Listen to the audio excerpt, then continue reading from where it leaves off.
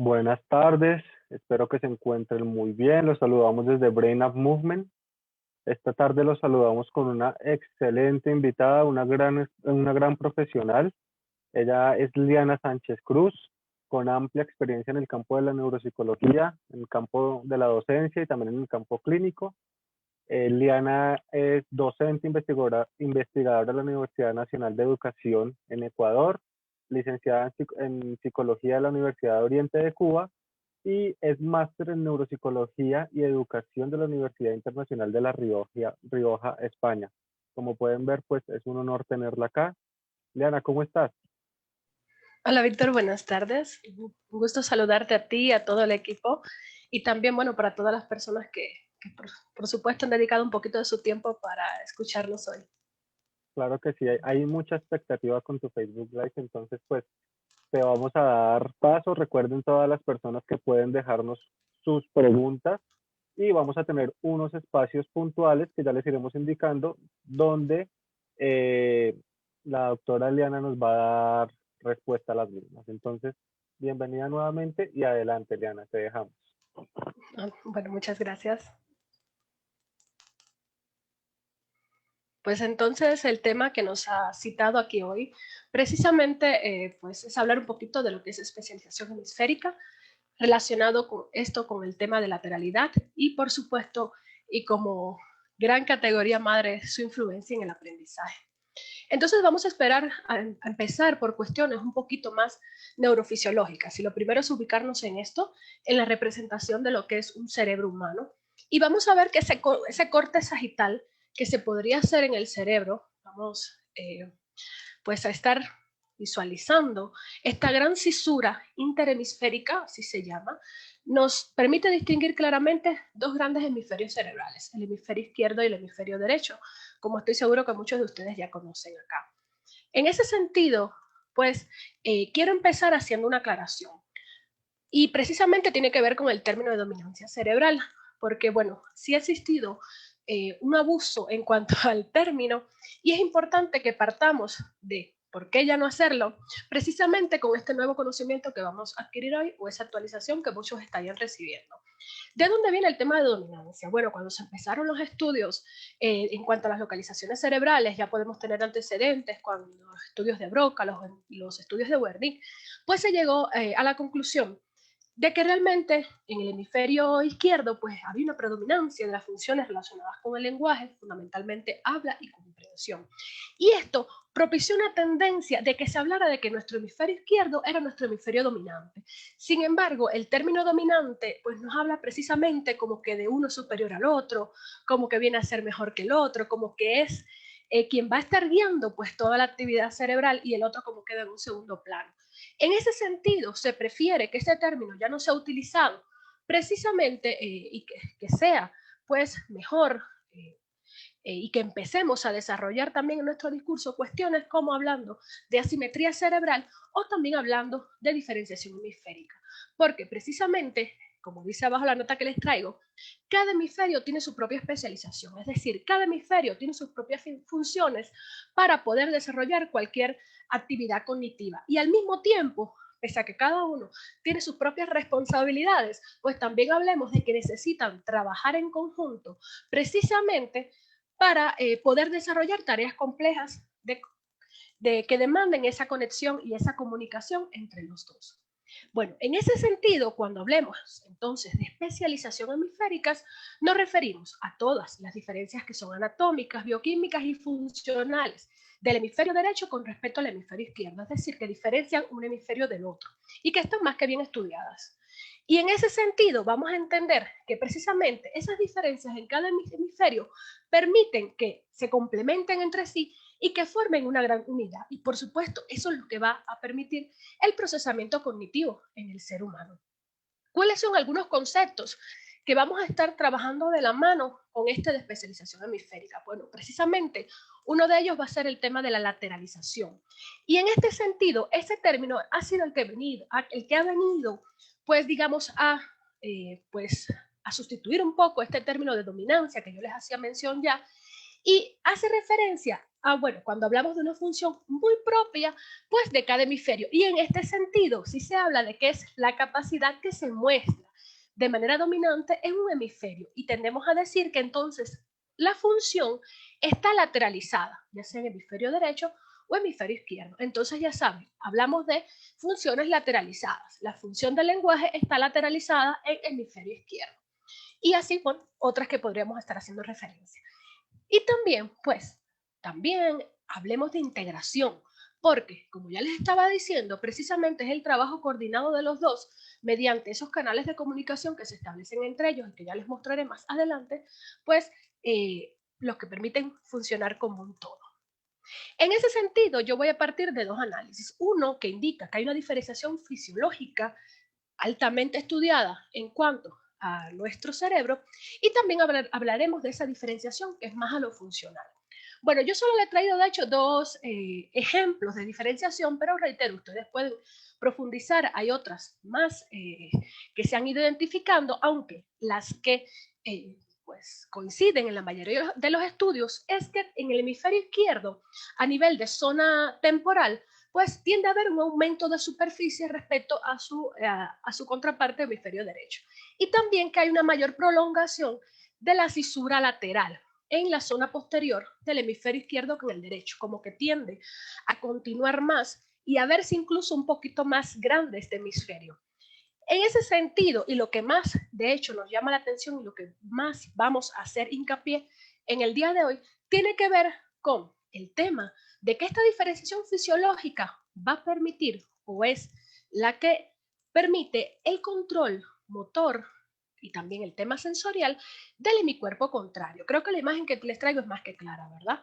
Todos sabemos que el hemisferio izquierdo va a controlar sensorial y motoramente, pues el hemicuerpo derecho, y todos sabemos que el hemisferio derecho de nuestro cerebro va a controlar el hemicuerpo izquierdo. Entonces, en ese sentido, vamos a ver que sobre esto no podemos influir mucho, esto ya es algo que viene precisamente como parte de nuestra evolución como especie, como parte del desarrollo del órgano en sí.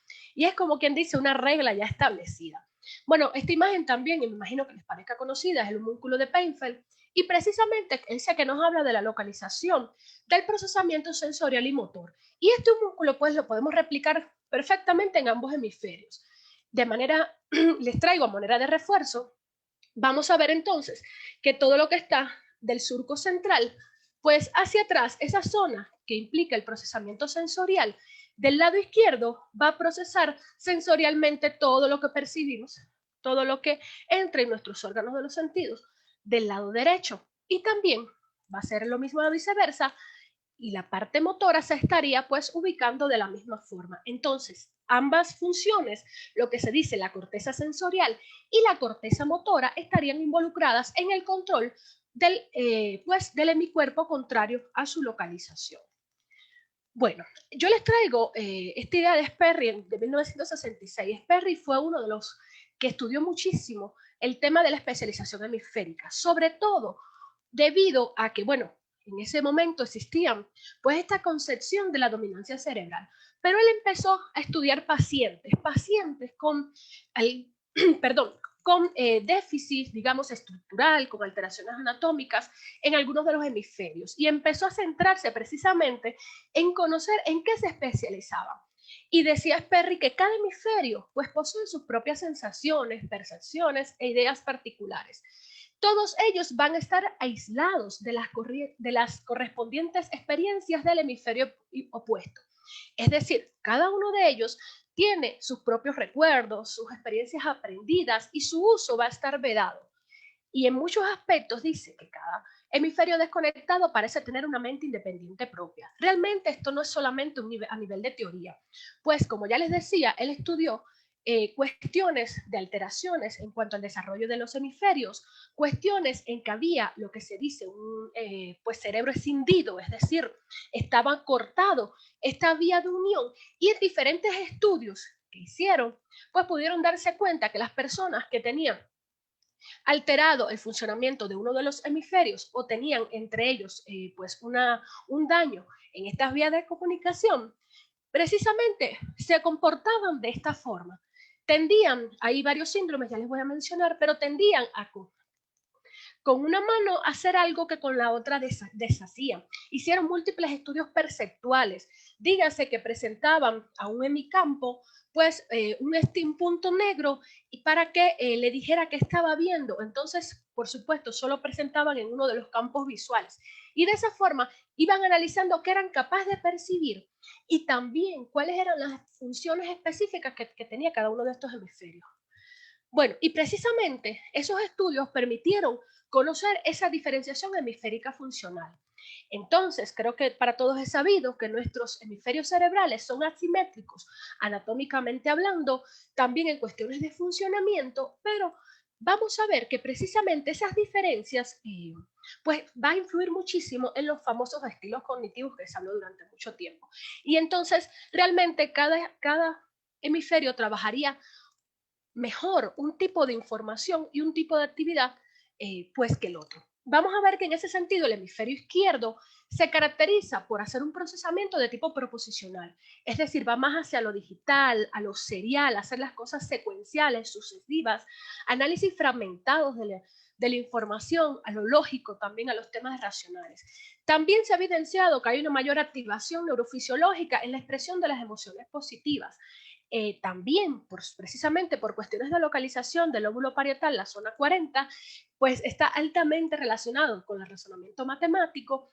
Y vamos a ver que nuestro hemisferio izquierdo, pues la organización es de tipo focal, es decir, las áreas están como que más delimitadas que respecto al hemisferio derecho. Bueno, también en lo que sería hemisferio derecho, vamos a ver un estilo cognitivo, pero que es más centrado a lo no verbal y a las tareas que son de tipo visoespacial. Aquí yo les traigo algunos ejemplos, como son las lecturas de mapas, las cuestiones de orientación en el espacio, también la habilidad de identificar caras, cuestiones de memoria espacial, de procesamiento de las figuras percibidas mediante el tacto, la vista. Vamos entonces también a entender que, bueno, tiene muchas funciones desde lo visoespacial y no verbal y que por tanto sus capacidades lingüísticas son más limitadas. Por supuesto, se concentran más en el hemisferio izquierdo, como ya hemos visto, y vienen a ser más de tipo complementarios. ¿En qué sentido? En cuestiones como el tono, dígase también cuestiones más relacionadas con la creatividad literaria, ese tipo de elementos vienen a complementar lo que sería toda la capacidad lingüística. Y el procesamiento de este hemisferio, fíjense que el otro era proposicional, este es aposicional, viene a ser más desde lo intuitivo, desde lo imaginativo, viene a ser más holístico, es decir, a tratar de comprender el todo de manera general. No es ese procesamiento que habíamos visto en el otro, secuencial, serial, sino que tiende mejor a la percepción de la forma, por eso se dice, por eso tiene la palabra gestáltico, ¿verdad? Tiende más a ese enfoque a la hora de analizar la información. También se ha demostrado pues que hay una mayor activación en cuanto a la expresión de emociones negativas y entonces esa organización neural va a ser más difusa, es decir, no está bien localizado a diferencia del otro hemisferio. Vamos entonces a encontrar como que van a necesitar una mayor interconexión dentro de sí mismo para la realización de las actividades que demandan precisamente pues su intervención. Esto es un ejemplo pues de una tarea que se ha hecho para precisamente conocer los estilos cognitivos. Vamos a ver si nos fijamos en el primer estímulo, ¿ya? Viene a ser una construcción. Vemos que cuando hay daño en el hemisferio derecho se tiende pues a reproducir de manera secuencial, de manera seriada, fragmentada, parte por parte, ¿verdad? Los diferentes componentes del estímulo. Y en la siguiente imagen, pues el daño, en cambio, en el cerebro es en el hemisferio izquierdo y vamos a ver que pues se obvian esas pequeñas partes y se tiende a ese procesamiento más integral, digamos, más holístico de la forma que se está presentando. Pues el de abajo viene a ser otro ejemplo de cómo es precisamente este tipo de ejercicio. Además de estos, pues hay muchísimos, hay bastante información también en internet que ustedes pueden revisar de este tipo de estudios que van desde estudiar cuestiones visuales, también cuestiones auditivas, cuestiones incluso de resolución de problemas, pues que todo eso ha servido precisamente para seguir reforzando el conocimiento que se tiene de la especialización hemisférica. Yo les traigo como ejemplo, estoy seguro que sí, muchos acá pues somos colegas del área, les parece familiar este tipo de actividad. Es una tarea tipo Stroop, porque tipo Stroop, bueno, hay un test que se llama el test de Stroop, las personas que les gustan las funciones ejecutivas lo utilizan muchísimo, pero en este caso solo les traigo una tarea, ¿verdad? Para analizar el enfoque del test y en qué se basa. Entonces, esta primera consigna pues que aparece en el Stroop tiene que ver con que vamos a leer cuáles son las palabras que aparecen pues en el cartón. Con una segunda parte pues se le dice a la persona que por favor refiera todos los colores en los que están escritos los símbolos que visualiza.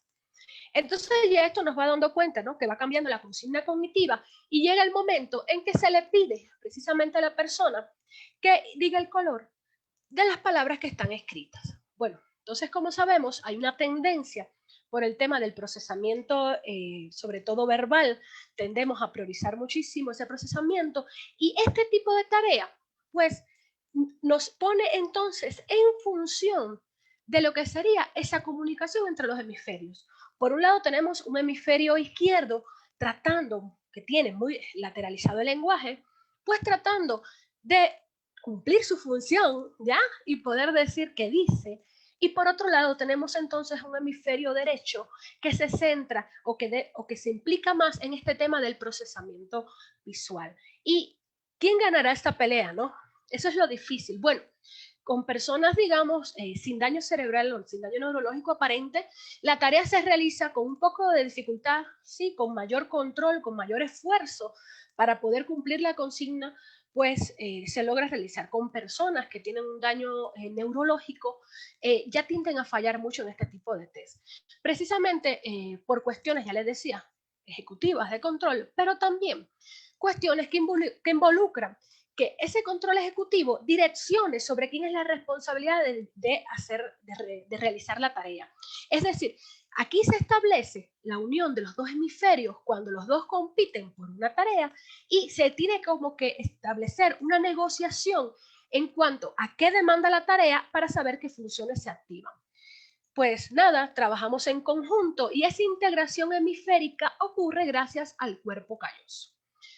Pues aquí está, como quien dice, lo que nos mantiene unidos, lo que esos dos casi que mentes separadas, podríamos decirle, hacen que trabajen como un todo.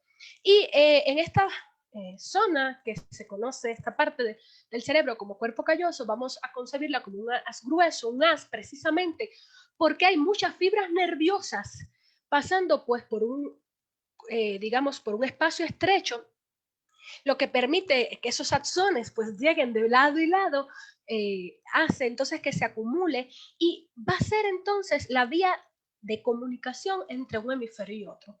Ya yo les mencionaba en unas diapositivas anteriores que en los casos de patología pues se veía en el cerebro escindido y también el síndrome de la mano ajena. No sé, les describo aquí otro caso para hacerle más ilustrativo. Estos son casos reales que ya están documentados, que han sido referidos en la bibliografía. Dígase, el señor que, digamos, salía de la consulta de Sperry, tenía que ir a su casa y pues él cogía por una dirección y sin embargo, pues seguía dando vueltas, digamos, le tocaba un redondel en el mismo lugar, porque precisamente esa dificultad, esa patología que tenía en el cuerpo calloso le permitía también, pues, digamos, tener una sola meta integrada, eran como metas divididas. También describen el caso pues del señor que pedía un café y pagaba y con la otra mano recogía el dinero y lo guardaba. Entonces realmente es como tener dos cuerpos en uno. Esos son los casos, digamos, de las patologías más severas. Esto se descubre, y esto sí a modo de curiosidad les comento, de que pues a raíz de que empiezan a hacer cirugías en personas con casos de epilepsia grave, de epilepsia que no era controlable con fármacos, y pues ellos cortaron el cuerpo calloso. Y pues eso trajo como consecuencia precisamente esas dificultades que yo les decía en cuanto a la comunicación y que los dos hemisferios tendieran a funcionar pues como dos mentes en uno. En ese sentido, y ya como quien dice cerrando un poquito esta parte, vamos a ver de que hay diferencias hemisféricas bien claras en cuanto a sexo y también que esto influye en la cuestión del aprendizaje. Bueno, se dice, hay toda una teoría de cómo las cuestiones también hormonales van a influir en el desarrollo cerebral. Eso justifica también por qué, digamos, la preferencia en la forma de procesar de hombres, de mujeres, en tareas que son, digamos, más fáciles para uno que para otro. Y eso viene desde acá, ¿de acuerdo? Desde esa diferenciación. Y yo les traigo solo algunas anotaciones generales. Vamos a encontrar en el caso de las mujeres, pues que hay una mayor simetría funcional, de manera general entre los dos hemisferios. Y eso hace que para ellas sea muy fácil utilizar estrategias cognitivas bihemisféricas, es decir, al haber una mayor simetría, pues no están tan focalizadas las funciones. También eso hace que para resolver tareas complejas del medio, pues se utilicen los estilos cognitivos de ambos hemisferios de una forma mucho más equilibrada. Pues tiende, esto no es regla, ya saben, pero sí hay una tendencia a asociar pues el sexo con el tema de que las mujeres aprenden antes a leer. También, y esto sí, pura estadística, se ha evidenciado que hay una menos incidencia en lo que son las dificultades específicas de aprendizaje y también del lenguaje y del habla.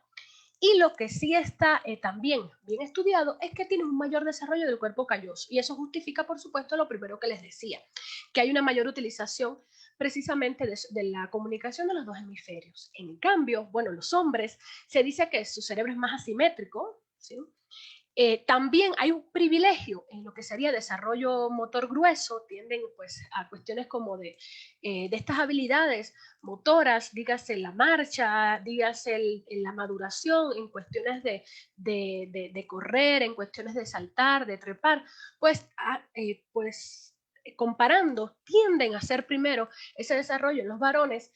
También se ha evidenciado que en ellos hay una mayor incidencia de dificultades específicas del aprendizaje relacionadas con la dislexia, la disgrafía, la discalculia, y hay una mayor incidencia en patologías del habla y del lenguaje. Bueno, una cuestión ahí sí negativa es que lo que también se ha evidenciado y se ha documentado es que cuando tienen lesiones en el hemisferio izquierdo, pues tienden a ser los efectos más notados. Recuerden que las mujeres hablamos de que utiliza más los dos, de manera conjunta. En este caso, el hombre, ya les decía, es más asimétrico.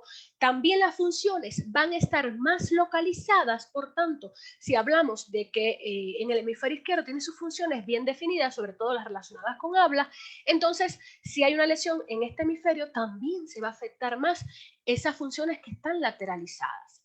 Bueno, hasta este momento sería la primera parte. No sé, Víctor, si hay alguna pregunta hasta acá, si hay alguna consulta que hacer sobre esto que hemos visto.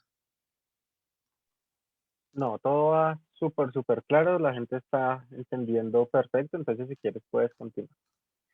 Bueno, entonces la pregunta es si para psicólogos, para educadores, para personas que crían a sus hijos, que tienen sus escuelas o que quieren saber más de cómo funciona el cerebro humano. ¿De qué nos sirve todo esto? ¿Por qué han dedicado tantos años de estudio a comprender el tema de la especialización hemisférica?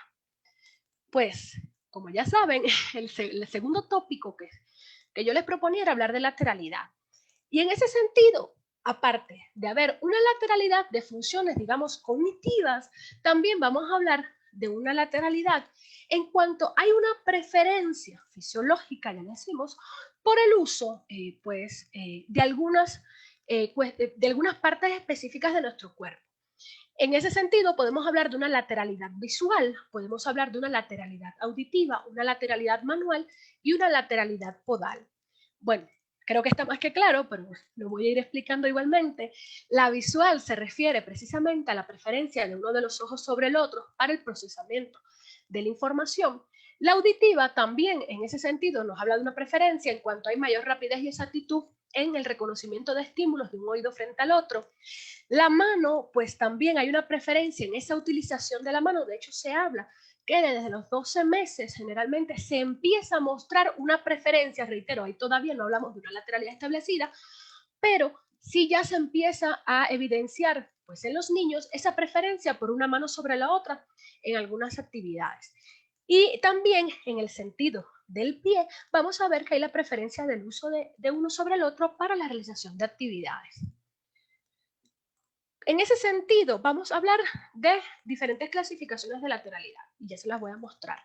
Vamos a entender primero que hay una lateralidad homogénea, y esta se refiere a que hay una consistencia precisamente en cuanto a esa lateralidad visual, auditiva, manual y podal.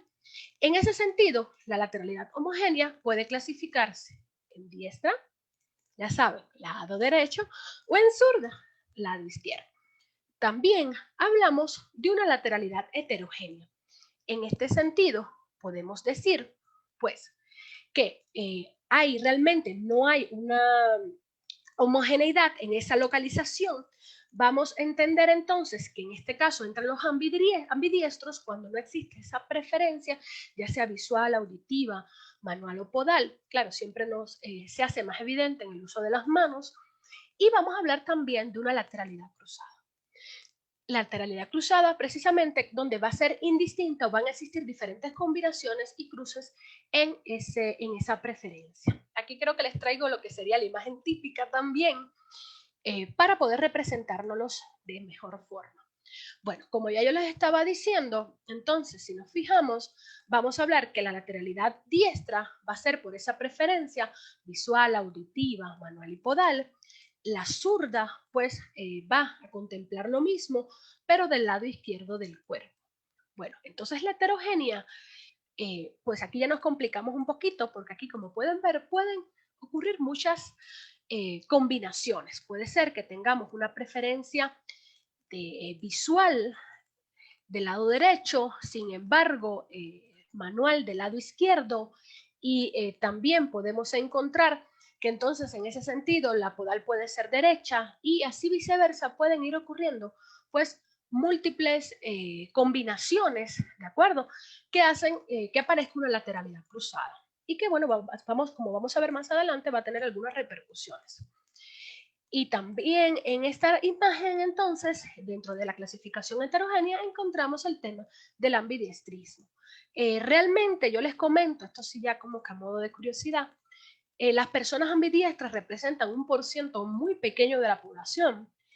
Y aunque de por sí sean ambidiestros o no tengan una preferencia establecida, por el uso de una de las dos manos, pues es muy común que estas personas sí tengan para la escritura una preferencia manual, ya sea por temas pues sociales, culturales y educativos que le han impuesto, sabes qué, elige, porque para empezar a escribir tienes que usar una.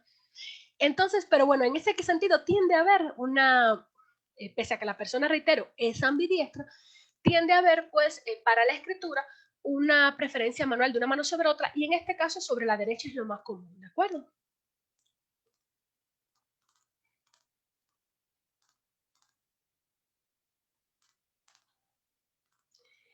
¿Y cómo se evalúa la lateralidad, no? Realmente no es, les traigo solo modo, digamos, de estas ideas, anotarlas, de que les sirva para su práctica profesional. No es objetivo del día de hoy, pues mostrarles, pero les traigo algunas de las pruebas que son más reconocidas. Bueno, en primer lugar está el cuestionario de Edimburgo, también tenemos el test de Harris, la prueba de Subirana, y una que personalmente también utilizo muchísimo, precisamente el subtest de lateralidad, que se incluye dentro de la evaluación de la batería neuropsicológica infantil. Perdón, está mal escrito, es como mil disculpas.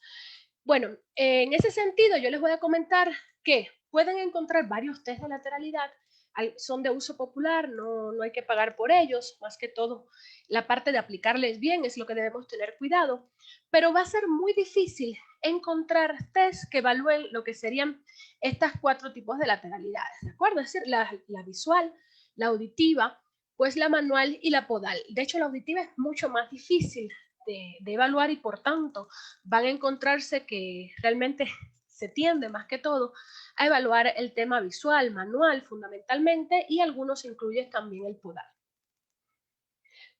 Bueno, para el desarrollo de la lateralidad, ya que estamos hablando precisamente de que va madurando ese sistema nervioso, va madurando nuestro cerebro, y yo les comentaba que el tema de especialización ya viene desde que estamos en el vientre materno, desde que nos estamos desarrollando, ya está como quien dice, pues condicionado cómo va a ser esa especialización, ya viene predispuesta. Sin embargo, la lateralidad se desarrolla pues después de nacido el niño, ¿sí?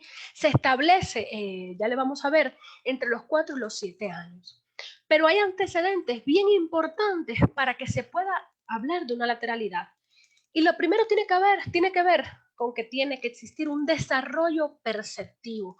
Un desarrollo perceptivo en cuanto a la capacidad de integrar sensorialmente información y también en cuanto al desarrollo del sistema propioceptivo, es decir, capaz de ubicar mi cuerpo en el espacio, también de integrar las sensaciones que provienen de él, ¿de acuerdo? Y esa va a ser una base fundamental para que se pueda seguir avanzando en ese desarrollo de lateralidad. Y como segundo elemento y segundo requisito básico, precisamente va a ser el desarrollo motor, en el que ya se haya establecido un autocontrol, pues, de las diferentes extremidades.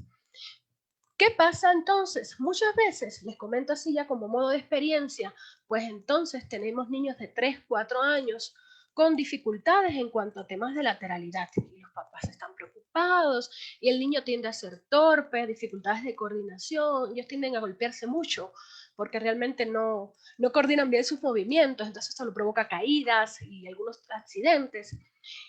Y ahí vamos entonces a situarnos en que tenemos que partir de evaluar cómo está esa base fisiológica que se necesita para el desarrollo de la lateralidad. Es decir, evaluemos desarrollo perceptivo, si está todo bien, si hay una buena integración sensorial.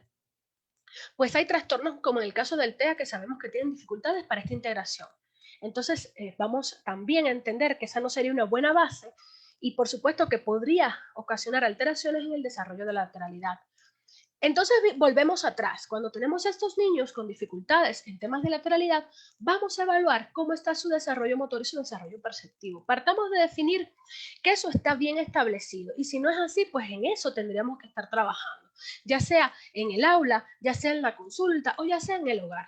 En todos los espacios, pues debemos estar conscientes de que el niño primero necesita un nivel de maduración de sus funciones básicas que le permita procesar información visual, auditiva y también el tema táctil. Y por supuesto ya implica que hay un control de esos movimientos, es decir, que haya una intencionalidad. Bueno, también una forma de ver cuáles son esas bases para el establecimiento de lateralidad se conocen como etapas prelaterales. Y definamos dos grandes generales, ¿ya? Está la etapa homolateral, yo sí quiero que se fijen en la imagen, no fue para adornar, es a propósito, y precisamente se refiere a cuando el niño consigue el dominio del cuerpo y que de sus órganos sensoriales sea simétrico. Ya intencionalmente puedo guiar pues mis extremidades, ¿de acuerdo? Hacia, digamos, ya sea derecha o izquierda, hacia el objeto de mi interés. También ya hay una cuestión de percepción mejor de esos estímulos, pues de cada uno de los lados del cuerpo. Entonces, la imagen es muy representativa de ese desarrollo homolateral. Realmente, ya les decía, ya el movimiento no viene a ser simple y llanamente tan automático. Realmente el niño se mueve coordinadamente para conseguir lo que quiere. Esta etapa debe seguirse por lo que sería la etapa contralateral. Y en ese sentido, ya yo le estaba mencionando antes que había que tener un control, pues, intencional de las diferentes extremidades. Entonces, en la siguiente vamos a lograr que estas se coordinen, que estas de forma automática puedan, pues, establecer una serie de movimientos y de esa forma también el niño va mejorando su desarrollo. Bueno, el ejemplo clásico del gateo, la imagen también es básica. Yo les pido que se fijen que realmente el gateo o un gateo, como quien dice correcto, se define por un avance de partes contrarias del cuerpo. Es decir, aquí estaría en la imagen, vemos que está avanzando miembro superior izquierdo y miembro inferior derecho. Son partes contrarias que de manera coordinada y automática pues están ejecutando un movimiento precisamente, bueno, para una meta final del sistema. Y también eso va a permitir que la función, lo que sería sensorial tridimensional, es decir, la percepción en el espacio, va a estar mucho más desarrollada. La percepción en 3 dimensiones, la capacidad de ver, también cuestiones como la profundidad, precisamente porque cuando el niño también desarrolla habilidades como el gateo, pues necesita tener un mayor cálculo o un mayor conocimiento del espacio para poder, digamos, pues desenvolverse en él. Estas serían las bases. Entonces, ¿qué pasa con el tema de la lateralidad? Bueno, ya tengo un buen desarrollo lateral, el niño sigue creciendo, su sistema nervioso sigue madurando, ese cerebrito, pues también se sigue cada vez más conectando entre sí. Y lo que seguiría es el establecimiento de la lateralidad. Y esto se establece entre los 4 y los 7 años, hay niños que llegan hasta los 8, no pasa nada, pero es importante que conozcamos, uno, pues que antes puede que eso cambie, ¿de acuerdo? Que siempre es importante darla por sentada a partir de esa edad. También fíjense que coincidentemente esta edad que se define para el desarrollo de la lateralidad o del establecimiento de la lateralidad tiene que ver mucho con una etapa importante desde el punto de vista del desarrollo del escolar. Hablemos entonces de que ahí empiezan precisamente lo que sería el bagaje del niño, el estudio del niño, o incursionar en cuestiones de aprendizaje lógico-matemáticos y cuestiones lingüísticas y verbales. Pues se ha dicho que si hay un buen establecimiento de la lateralidad, evidentemente vamos a tener un mayor desarrollo de habilidades visoespaciales. Esto va a implicar entonces una mayor comprensión de los códigos alfabéticos, de las letras. Recordemos que antes de verlo como grafemas en sí, más que todo es un código de figuras, es un código que tengo que aprender para poder, por supuesto, utilizar el lenguaje de manera escrita. También un buen establecimiento de lateralidad va a favorecer una mayor comprensión pues, de los códigos numéricos, el sentido espacial y temporal, el esquema corporal, pero también la ubicación espacial de todo lo que me rodea, mi posición respecto a las cosas. Y todo esto es la base, y ahí viene la importancia después del tema de hoy, para el aprendizaje de la lectoescritura y el cálculo. Yo estoy segura que muchas personas que tienen en su práctica que intercambiar con niños que están presentando en dificultades en cuestiones específicas del aprendizaje, si ustedes evalúan temas de lateralidad, vamos a empezar a encontrar algunas, digamos, algunas particularidades en ese niño que no se están desarrollando como lo esperábamos. Pues, ¿qué tiene que ver esto? ¿Cómo se ha ido precisamente relacionando el desarrollo de una lateralidad con el tema del aprendizaje? Bueno, pues vamos a ver en este caso y empecemos con los zurdos, ¿verdad? Los zurdos que representan aproximadamente un 10% de la población. Al ser tan pocos, eso hizo que durante mucho tiempo pues sufrieran literalmente cuestiones de tener ellos que integrarse a la forma de hacer en el sistema educativo. Vamos a ver que realmente, si nos ponemos a pensar en años anteriores, pues no existían los pupitres para zurdos y ya ahora podemos encontrar tijeras para zurdos, podemos también ver, dígase, materiales específicos para ellos, ya los pupitres sí vienen para ellos. Y bueno, hemos descubierto algunas cosas, se han sentado algunas cosas para facilitar precisamente el desarrollo de los procesos de aprendizaje en estas personas. Si los que están acá pues trabajan con niños, ¿qué tenemos que tomar en cuenta pues a la hora de trabajar precisamente con niños con lateralidad zurda? Lo primero es que poseen un sentido diferente en cuanto a la dirección y a la rotación. Entonces, estos a mis estudiantes me gusta ponerle el ejemplo, ¿ya? Vamos a ver, pues que ojalá traten de representarse en la posición que yo lo hago. Digamos, la persona que es diestra tiende a rotar la hoja, lo que sería antihorario. Si tienen algo en la mano, por favor, represéntenlo, así lo aprendemos mejor. Entonces, rotamos, pues, la hoja antihorario para escribir, ¿de acuerdo? Si ya hicieron el ejercicio mental, estoy seguro que ya se dan cuenta de lo que pasa. Y además de eso, vamos a ver que los diestros tendemos a escribir, tendemos a que realmente el sentido espacial nuestro se organiza de izquierda a derecha. Y esto totalmente es acorde al sistema de escritura pues, del idioma español.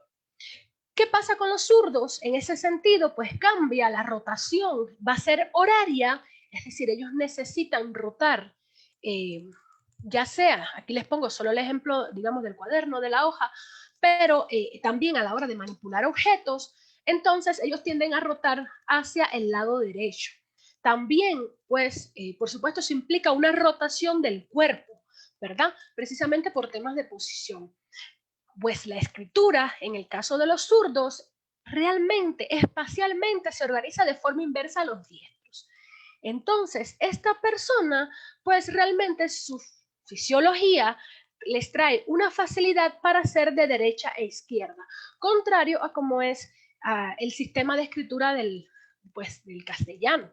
¿Y qué pasa con esto? Entonces significa que ese sistema cognitivo tiene que adaptarse a hacerlo en sentido contrario a como fisiológicamente ya viene predispuesto. Por eso podemos ver que el niño zurdo pues le cuesta más aprender al tema de la grafía, también, ¿por qué no?, al tema de la lectura a la hora de decodificar, reitero, si viene con esa predisposición a hacer de derecha a izquierda y en la lengua española le toca de izquierda a derecha, entonces les toca a ellos pues leer de manera inversa a como vienen fisiológicamente predispuestos, a escribir de manera inversa.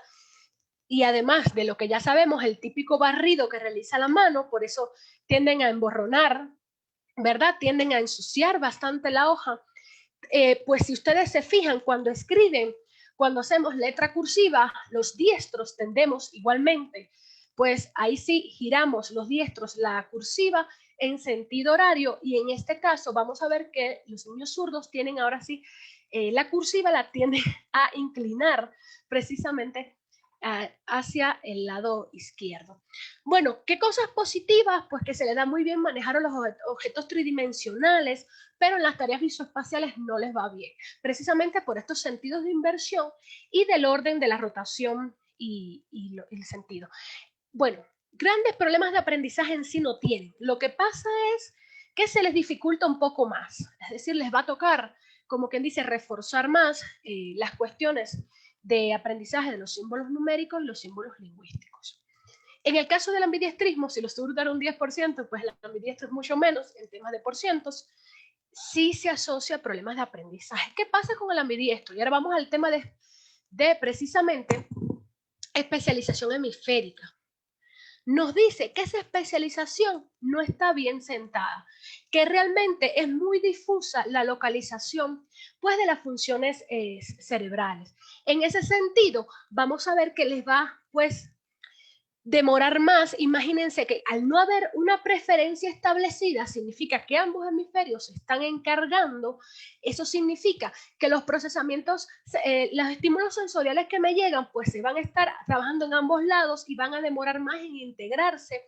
Y al mismo tiempo, a la hora de emitir una conducta motora, pues va a haber como que esa falta de organización.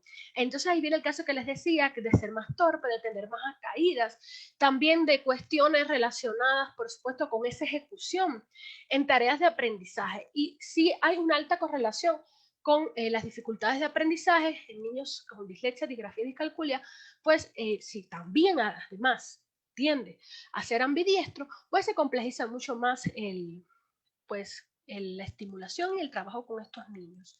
Y ya les decía que es un tema ya ahí sí de especialización hemisférica.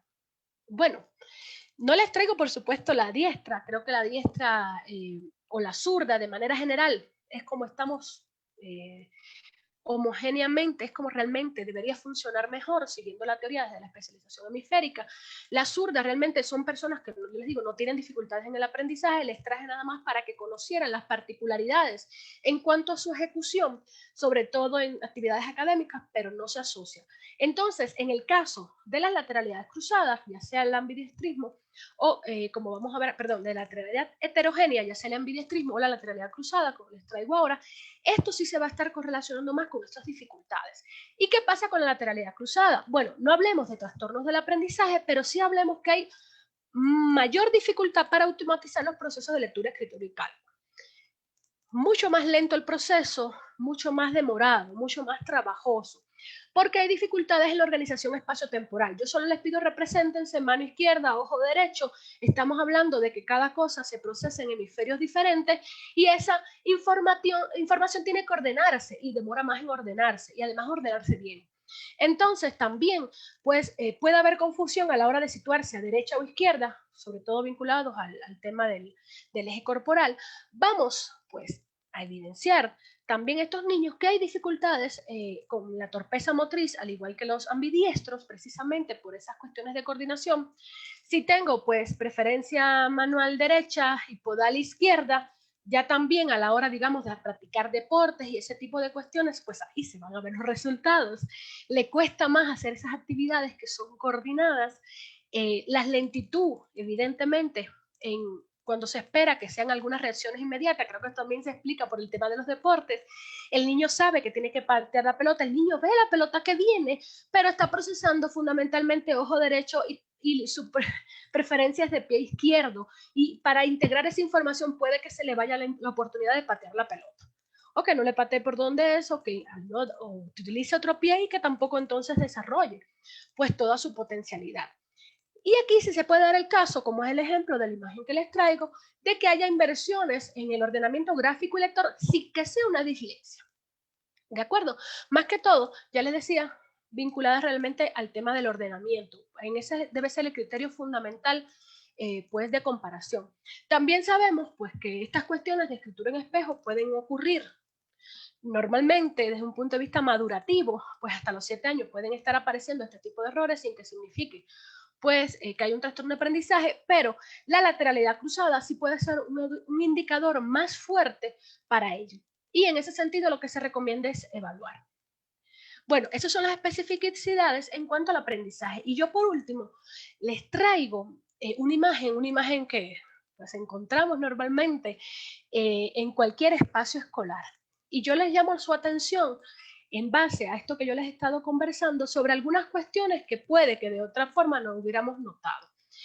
Y son cuidados que debemos tomar a la hora precisamente de aceptar la diversidad, y cuando seguimos hablando en términos de diversidad e inclusión, y en este caso estaríamos hablando de diversidad en cuanto a lateralidad.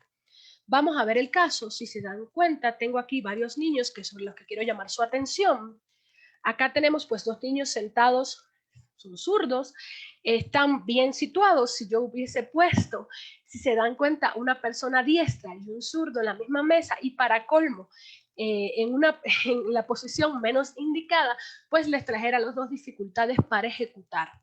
También les quiero llamar la atención sobre otra cosa. En este sentido, estoy hablando de zurdos por la lateralidad de la mano, pero voy a llamar su atención en que este niño, si nos fijamos un poquito, está utilizando, aparentemente, reitero, un predominio de ojo izquierdo y de mano izquierda. Entonces todo está bien. Sin embargo, vamos a ver este niño, si ven como su cuerpo está torcido, está un poco como que recostado al cuaderno, pues esta posición va a ser muy típica y podremos identificar muy probablemente un niño con lateralidad cruzada. Hay una preferencia visual de ojo derecho y manual de izquierda. Entonces, como ya yo les estaba diciendo, todo lo que puede implicar, precisamente, además se va a sumar a esto el tema de la posición que adoptan al sentarse. Tenemos que tomar algunas cosas en consideración, sobre todo dónde colocamos, digamos, cuando van a hacer actividades de copias, dónde colocamos. Vamos a ver también que en este niño, en este caso, no vamos a, tenemos que corregir estos temas posturales, pero realmente indicándole o enseñándole o modelándole, pues la forma en que no tenga alteraciones, por supuesto, en su columna. Yo también les voy a llamar la atención sobre otro caso que tenemos aparentemente en la imagen de lateralidad cruzada. Les invito acá a ver esta niña. Sí, podemos ver también que tiende pues o que está usando fundamentalmente ojo izquierdo y mano derecha. Y bueno, hay muchas otras cuestiones acá que podríamos seguir analizando en la imagen. La idea es que ustedes entiendan la importancia que es la lateralidad.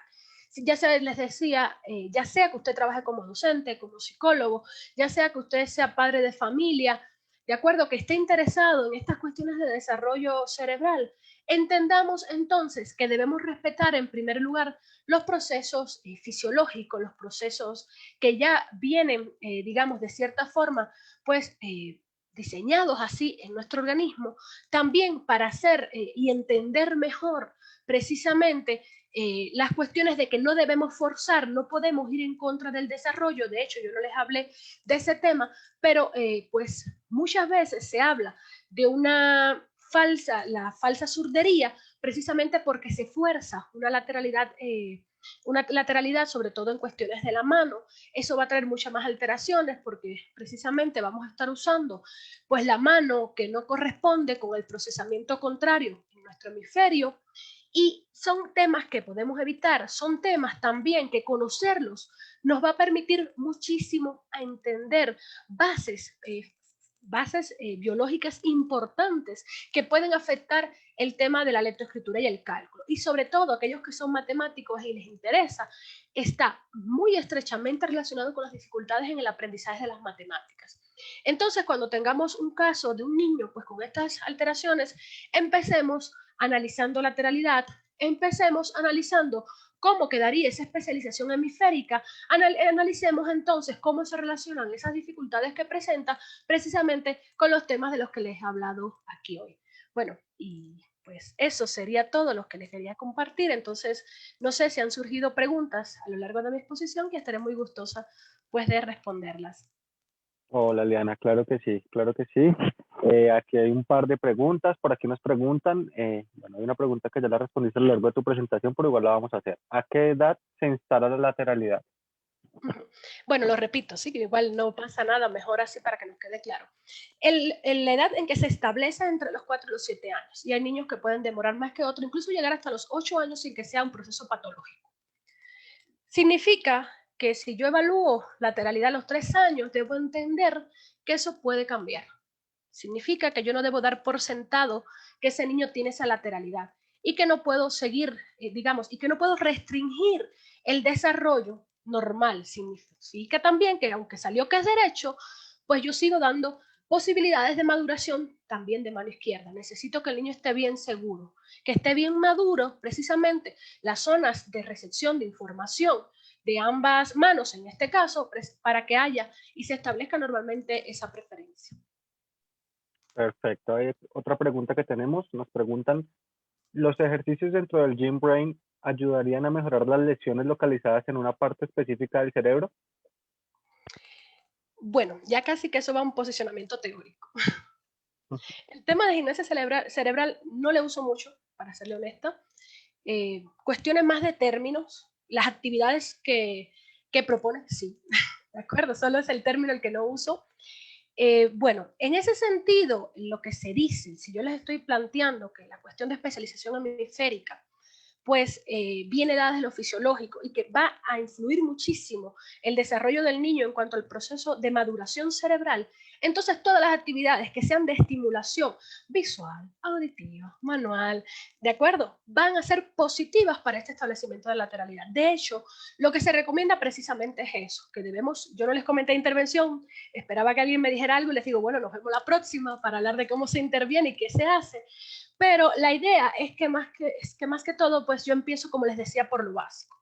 Empiezo a desarrollar mucho percepción, lo que les hablaba de esa integración sensorial, lo que les hablaba también del desarrollo del sistema propioceptivo del niño. También voy a desarrollar coordinación motora fundamental, precisamente porque son las bases que se necesitan para que ese niño esté listo para demostrar, para que se termine de establecer esa lateralidad. Perfecto. Y aquí tenemos la otra pregunta. ¿Cómo se trata la lateralidad cruzada? ¿Es conveniente trabajar para hacerla heterogénea ya habiendo iniciado el aprendizaje del código lectoescrito? Verán, no. Sobre el cuerpo no cambiamos. Lo que hacemos es identificar precisamente para estos puntos, digamos, de dificultad, estos puntos críticos que yo les he presentado, no lo sean para el niño. ¿De acuerdo? No forzamos lateralidades.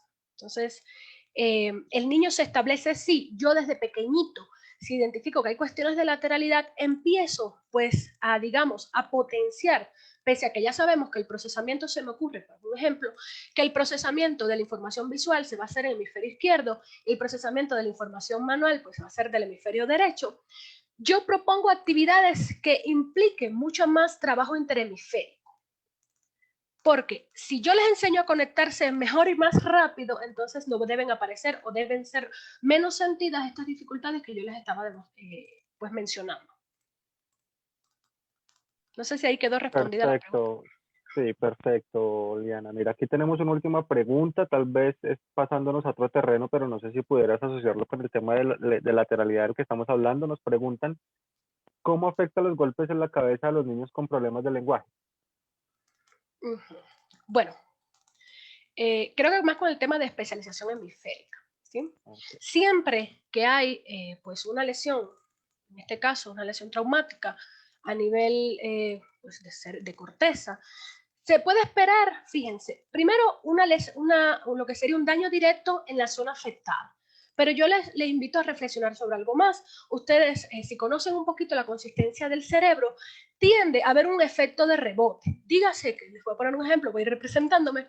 Si el golpe yo lo recibo acá, aquí se produce un daño, pero acá también, porque como pueden haber leído, el cerebro es una masa gelatinosa.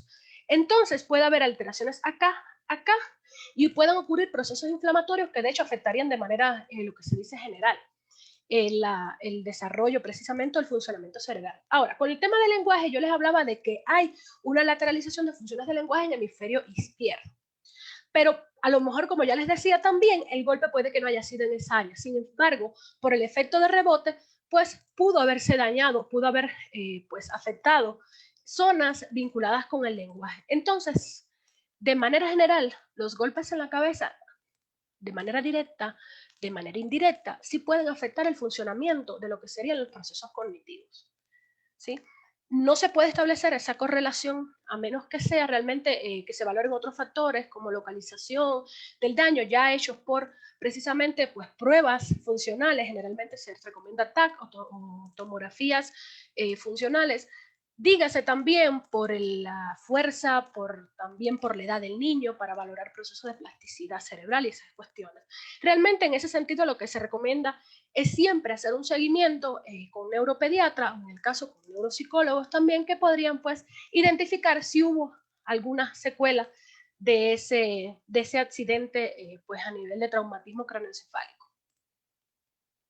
Listo, Víctor. Perfecto. Las últimas dos preguntas y ya vamos finalizando. Nos preguntan, ¿qué ejercicios se pueden aplicar para afianzar la lateralidad? Esa pregunta pues la esperaba. Por favor, se lo anotan, ¿sí? Porque los términos a veces son un poquito raros.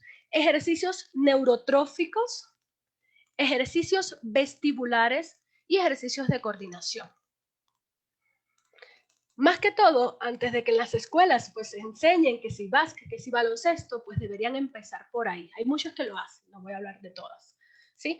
Pero empecemos con que los niños desde edades tempranas, si trabajamos estos ejercicios, si favorecemos precisamente esa coordinación y ese trabajo combinado, va a hacer que esa especialización se pueda pues llevar a cabo más rápidamente, también que se dé paso al proceso de lateralización y que por supuesto, aunque sea cuestiones de lateralidad cruzada, de ambidestrismo, pues a raíz de esa buena comunicación entre los hemisferios, los déficits, por decirlo de alguna forma, las dificultades que podrían esperarse, no sean tan marcados. Entonces, reitero, ejercicios neurotróficos, ejercicios vestibulares, el tema del equilibrio, todo lo que tiene que relacionarse en ese tópico, y los ejercicios de coordinación. Los profesores, pues, de educación física deberían ser los número uno en recibir, pues, este tipo de preparación para poder responder mejor a las necesidades, sobre todo de aprendizajes, a las necesidades de desarrollo, pues, de nuestros niños. Perfecto. Y la última pregunta, si el niño ya ha empezado el proceso de escritura, ¿se puede seguir realizando actividades para el desarrollo de lateralidad? Por supuesto, porque a ver, hablemos que la escritura debe empezarse generalmente. Hay personas que la empiezan a partir de los 5, no considero correcto eso.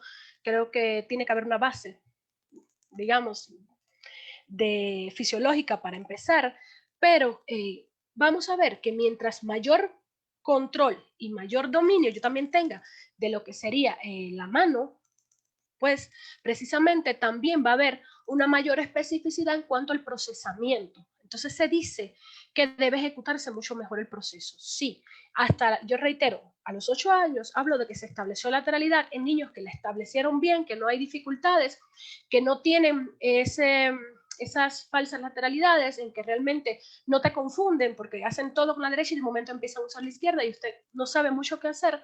Pero en ese sentido, si hablamos de que hasta los 8 años, vemos que realmente yo debo seguir trabajando, sobre todo si debo seguir perfeccionando procesos de escritura. También hay una cuestión que sí les quería comentar, que es un falso mito, pues donde se habla de, digamos, que debemos aprender que escribir con las dos manos, que son ejercicios para el cerebro. Sí, de manera general son muy buenos esos ejercicios donde yo uso pues, ambas manos, ambos pies, pero por cuestiones más que todo más relacionadas al funcionamiento ejecutivo. ¿De acuerdo? Con la capacidad de hacer dos cosas al mismo tiempo, con la capacidad también, digamos, de poder inhibir aquellos elementos que ya no me funcionan, pero en cuestiones de lateralidad no. En cuestiones de lateralidad, respetemos la lateralidad establecida en el niño. ¿Está bien? Perfecto, Liana.